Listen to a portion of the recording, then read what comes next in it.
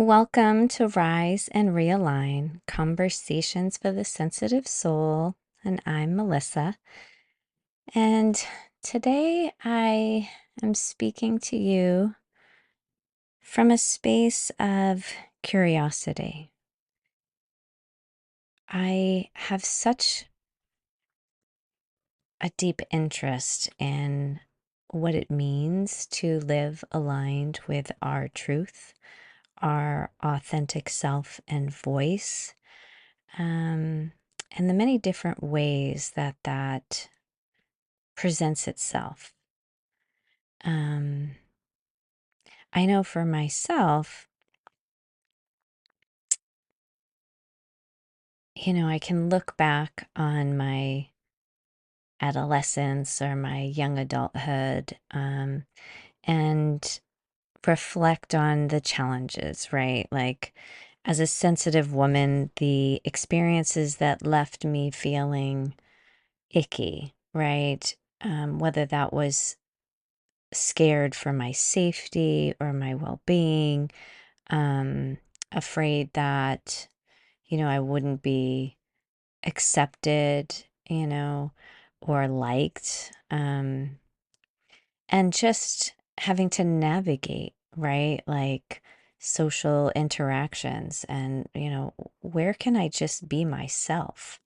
So I know that as sensitive women, sometimes it's just easier to you know, be overly generous or, just want to give of yourself, your time, your talents, um, your kindness, just because you want to fit in. You want to feel that you're welcomed, you're seen and heard and appreciated.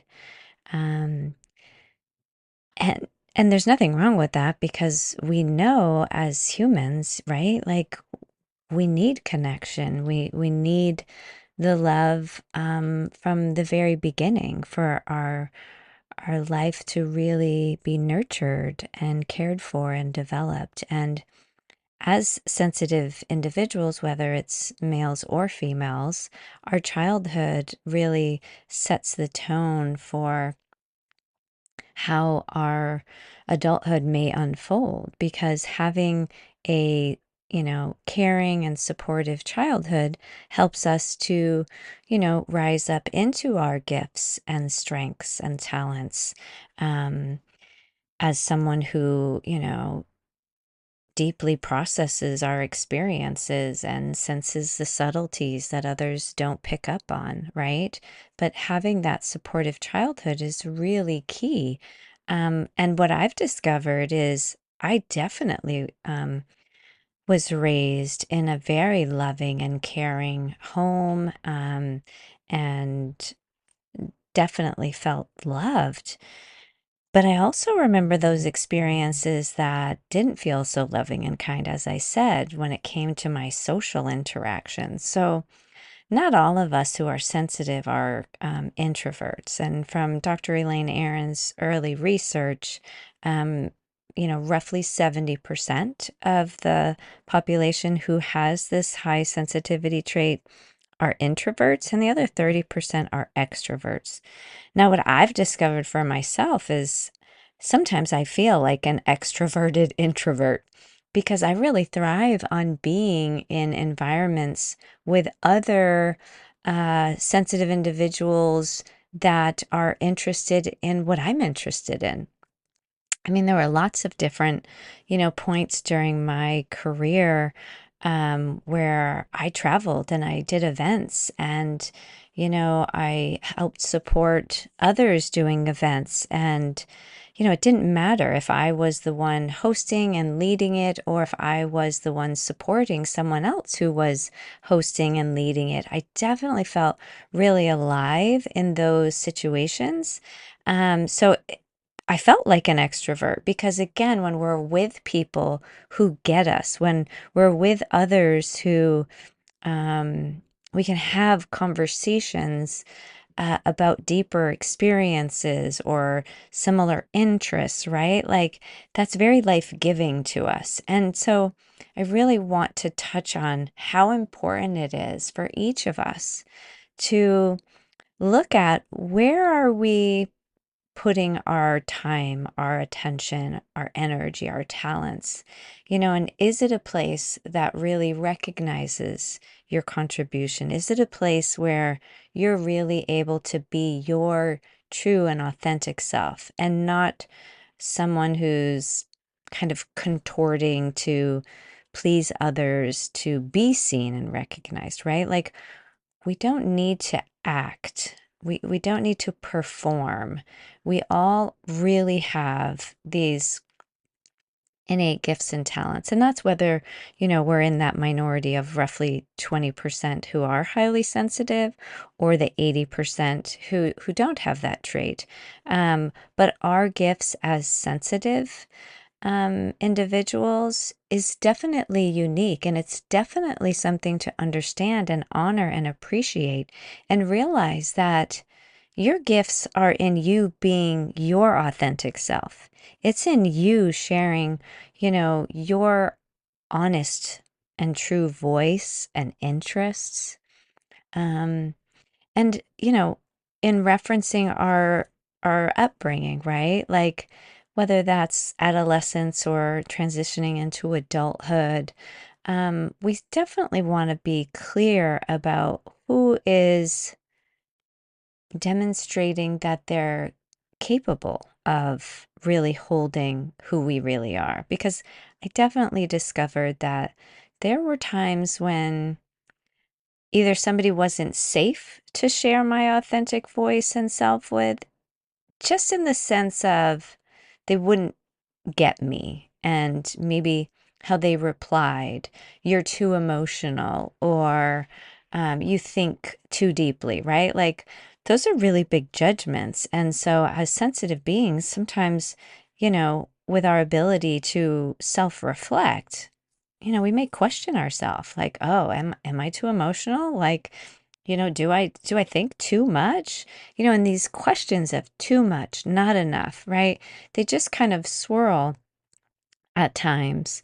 And so I really want to speak to, you know, that your heart has its own wisdom, its own compass, right? Our hearts have, the largest electromagnetic field of our body. And it's more about being true to you and trusting, what are you feeling? What's coming up for you in your heart in these different environments that you're in?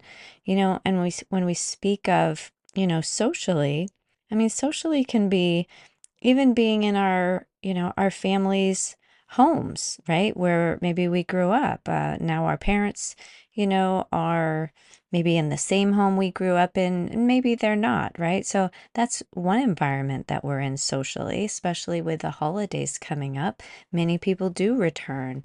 And sometimes that can bring up old behaviors, right?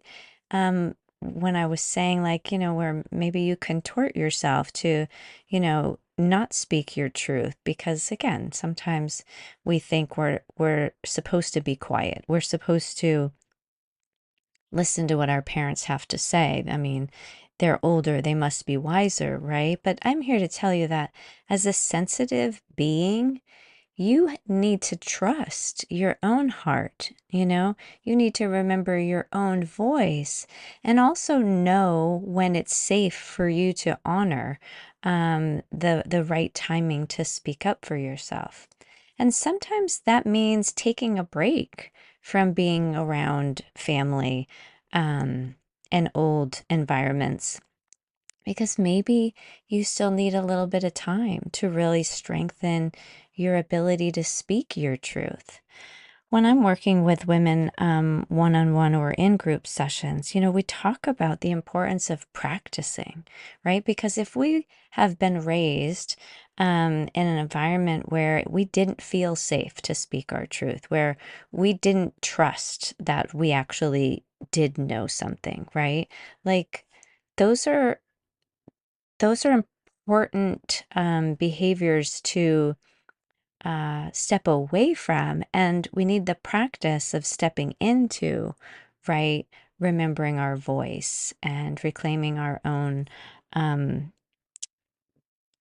honesty and truth, to speak it. So I invite you to, as you're considering if you're getting together, with any family for the coming holidays, are there things that you've been just kind of shoving to the side or, um, because really we're not shoving them to the side.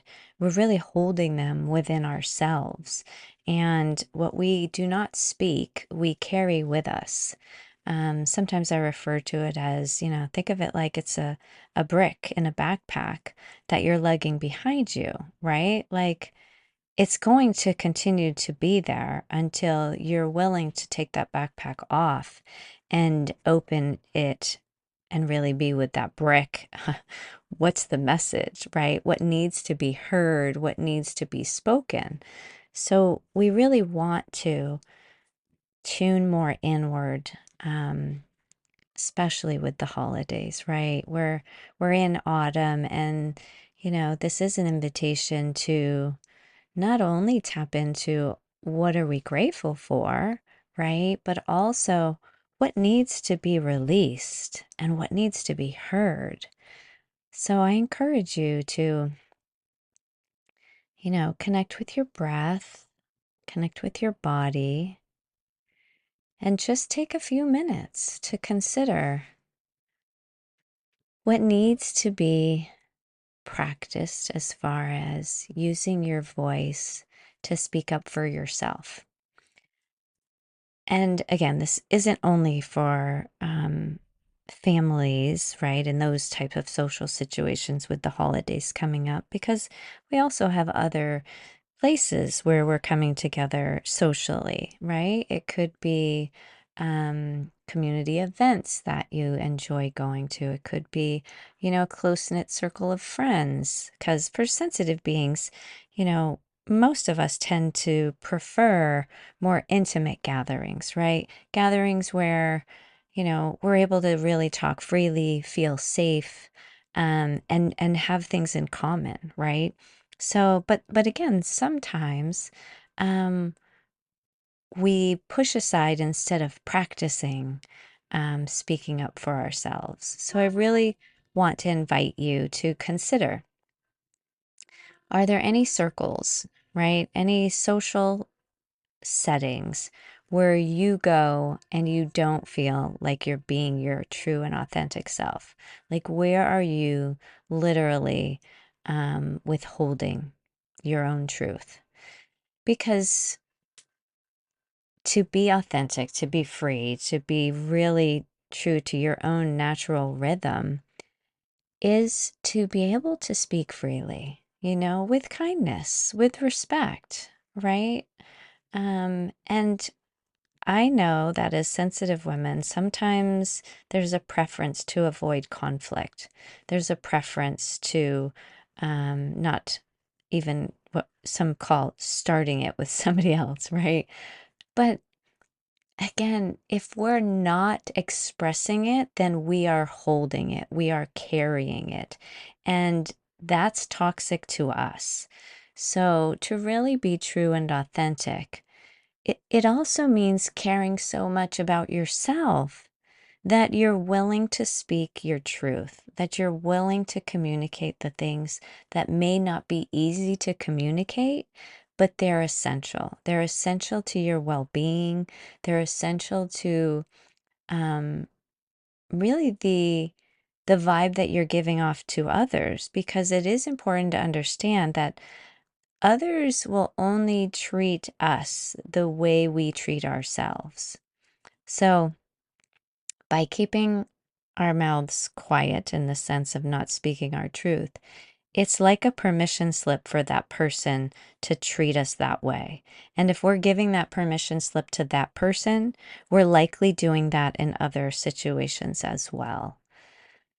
So I really, again, invite you to just take a few minutes, to really breathe and be curious.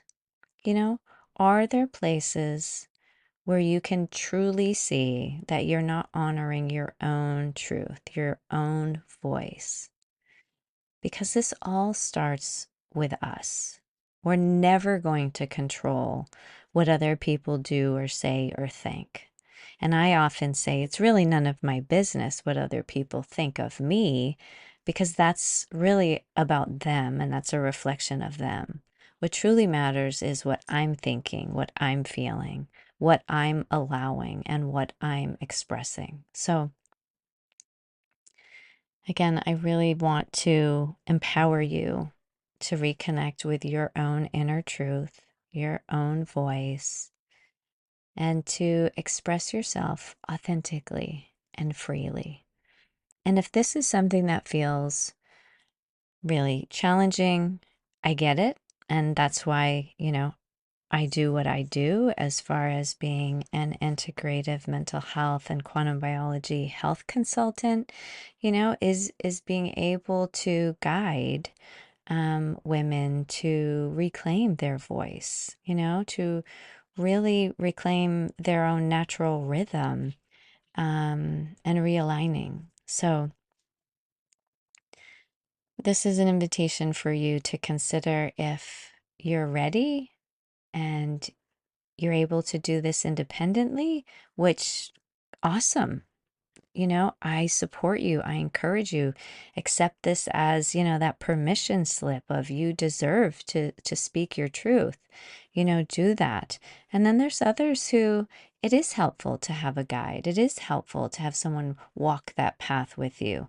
Especially when it's somebody who's walked that path themselves. And that's really why I'm here. This is really why I'm sharing, is I've walked the path of being a sensitive, empathic woman, the one who's felt unseen, unheard, underacknowledged, the one who's carried the wounds of, um, the unkindness, that does happen in the world, um, and how it impacts our own body and our own biology, right? Like for me, this is about reclaiming our ability to be healthy and happy. Because what we suppress, we carry, and what is suppressed and carried in our body affects our body's well being. There is an intimate relationship between the mind and the body. And when we don't understand that, right, then we kind of see them as these two separate entities. There's mental health and there's physical health, but that's not the reality. We're whole beings, right? We have our mental health, our physical health, emotional health, spiritual, right? Like there's so many layers to who we are. And so it's really important to see the interconnectedness of ourselves and to really start nourishing yourself and understanding what does contribute to your health and happiness. So, if I haven't guided you to connect with your breath and your body in a specific way, and you would like that, I wanted to share the physiological sigh. Um, this was discovered right through science and research in the 1930s, but this is something that our bodies naturally do. So this isn't something that you necessarily need to be taught, um, but it's something that you need to remember. It's how your body naturally wants to, reset the nervous system after, really letting out emotion and crying, right? If you think of, if you've been crying pretty heavily, there's like this double inhale and then an exhale that happens. And it also happens, at times of sleep. So I really invite you to put this into practice for yourself to create the space needed to really reflect on your own social interactions and, how attuned are you to your natural rhythm and your voice. But it's a double inhale through the nose. So you inhale deeply through the nose, and then the second inhale further, And then the exhale is out the mouth. Just let it all go. Now, I'm a big fan of one is better than none, but three is always a beautiful place to be as well. So I invite you to practice this, to really see where you can fit it into your day, not just in moments of reflection, like we're talking about, but also in moments when you just need to be alone, right? Like I always recommend restroom breaks are an ideal time to connect with the breath because we're already being asked to step away from other people. We're already being asked to tune in and tend to our body. So, adding in some breathing practices, when you go use the restroom is an ideal time. So, my invitation again is for you to connect with your breath and your body and to start tuning in more to your own natural rhythm and your voice. And if you want to reach out to me, you can certainly do so. You can go to my website, realignwithmelissa.com, and you can schedule a session with me, or you can read more through my blogs or sign up for my Rise and Realign lunar letter. But just want you to know that, as sensitive beings, this is your time to rediscover, what it means to be sensitive, and to bring peace within yourself, bring peace to your relationships. Um, Often the women who I do end up working with are women who are ready. They're ready to break those old patterns. They're ready to be the one to initiate change in their relationships, in their life.